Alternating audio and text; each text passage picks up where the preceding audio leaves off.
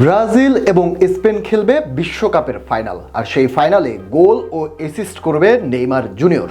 এমনটাই জানিয়েছেন Neymar junior নিজেই। যেখানে সবাই আছে সংশয়ে নেইমার কি স্কোয়াডে জায়গা পাবেন কি পাবে না, সেখানে শুধু জায়গায় পাওয়া নয় বরং ফাইনালে গোল অ্যাসিস্ট করে দলকে চ্যাম্পিয়ন করার কথাও ভাবছেন ব্রাজিলের সর্বকালের সর্বোচ্চ এই গোলদাতা।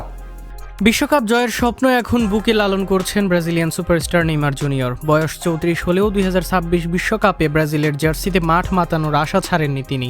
যদিও সাম্প্রতিক সময়ে চোটের সঙ্গে দীর্ঘ লড়াই তার জাতীয় দলে জায়গা পাওয়া নিয়ে তৈরি করেছে বড় অনিশ্চয়তা। বিশেষ করে আল হিলালে কাটানোর সময়টা ছিল দুঃস্বপ্নের মতো। একের পর এক ইনজুরির কারণে দীর্ঘ সময় মাঠের বাইরে থাকতে হয়েছে তাকে। এই সময়ে ব্রাজিল দলে জায়গা শক্ত করেছেন তরুণ কয়েকজন আক্রমণভাগের ফুটবলার। ফলে এক সময় দলের অবিচ্ছেদ্য অংশ থাকা নেইমারের অবস্থান এখন আর আগের মতো নিশ্চিত নয়।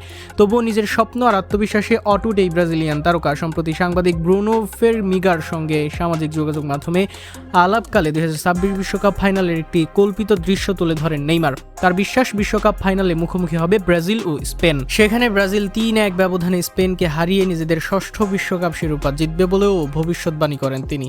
শুধু তাই নয়, সেই ম্যাচে নিজে একটি গোল করার পাশাপাশি একটি অ্যাসিস্টও করবেন বলেন জানান নেইমারের এই মন্তব্য মুহূর্তেই সামাজিক যোগাযোগ মাধ্যমে ভাইরাল হয়ে যায়। ভক্তদের নানা প্রতিক্রিয়ার মধ্যেই পরে নিজের বক্তব্যের ব্যাখ্যায় তিনি লেখেন, স্বপ্ন তো দেখতেই হয়, তাই না? এদিকে ব্রাজিলের বর্তমান কোচ কার্লো আনচেলত্তিও সম্প্রতি নেইমার প্রসঙ্গে গুরুত্বপূর্ণ মন্তব্য করেছেন। তিনি স্পষ্ট জানিয়েছেন, শুধুমাত্র অতীতের সাফল্য বা খ্যাতির ভিত্তিতে কাউকে বিশ্বকাপ দলে জায়গা দেওয়া হবে না।